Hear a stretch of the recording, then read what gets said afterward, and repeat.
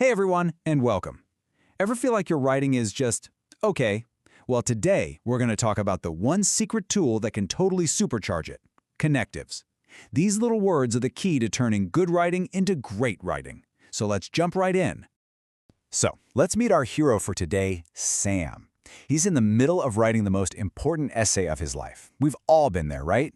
The pressure is on. He's got all these great ideas, but he's got to connect them just right to really wow the examiner. And here's what he's got so far. Firstly, we woke up, and then we ate, and then we studied, and then we played.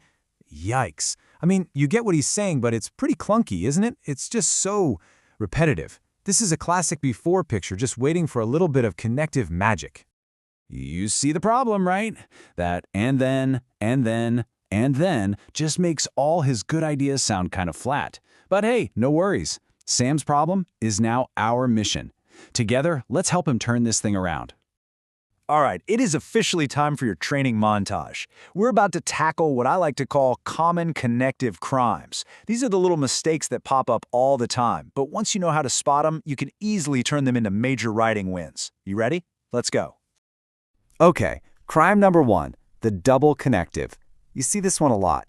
However, think about it. They both do the same job. They both show a contrast. Using them together is like wearing two hats. It's just not necessary. Pick one, the stronger one, and let it do its thing. However, Sam was tired. Boom, so much cleaner. Next up, the case of the missing comma. Seriously, this little punctuation mark is so important. Anytime you use a word to start a sequence, like firstly, secondly, or finally, you've got to put a comma right after it. It's like a little pause for your reader, a signpost that says, hey, a new point is starting. Makes a world of difference. And here's a classic, the repetition rut. Writing then is kind of like listening to a song with only one note. It gets old, fast. You want to mix it up. Throw in words like afterwards and finally. It creates a rhythm, a flow, and it makes your writing way more interesting to read. Now, this one is a biggie. I call it the because blunder. A sentence can't just start with because and stop. Because pollution is rising. And it feels incomplete, right? That's because it's a sentence fragment. It needs to be attached to the main idea. Because pollution is rising, people wear masks. See? Now it's one complete thought. So much better. Okay, so we've diagnosed the problems, we've seen the crimes. Now it's time to load up your writer's toolkit with the solutions.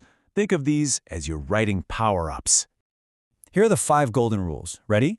1. Use just one connective per job. No doubling up. 2. Don't repeat yourself. Mix things up. 3.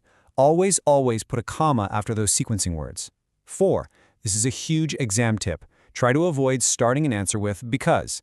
And 5. Variety is your best friend. The more connectives you know, the better. Okay, your training is complete. You've got your power-ups. Now it's time to face the final boss. Nah, don't worry. It's just a quick quiz to test out your awesome new skills. You got this. Let's do it. All right, question 1. Sam studied hard, blank, he passed the exam. What word connects the hard work to the great result? Therefore, yes, if you got that one, awesome job. It perfectly shows cause and effect. You're crushing it already. All right, let's keep it rolling. We had lunch, blank, we went for a walk. Super simple sequence. What's a better word to use here than just then? Afterwards? Totally. It's a fantastic choice that adds a little more style. Nice one. Okay, put on your detective hat for this one. Spot the error. However, I was tired. Where's the connective crime here? You've definitely seen this before. Nailed it. It's that double connective crime again. We just need one of them. However, I was tired. So much cleaner. So much stronger. Okay, a slightly bigger challenge now, and this one looks a lot like Sam's original sentence. How would you fix this one? Firstly, we went shopping, and then we ate, and then we played. Yes, now that's what I'm talking about. Firstly, we went shopping. Afterwards, we ate. Later, we played. See how much better that flows? It's clear, it's not repetitive. You're a natural at this. Okay, here we go. Final question. The test was difficult. Blank, students tried their best. So the test was hard, but the students kept going. Which connective shows that kind of contrast? Nevertheless. What a great word. It's powerful, it's precise, and it's correct. The test was difficult, nevertheless, students tried their best.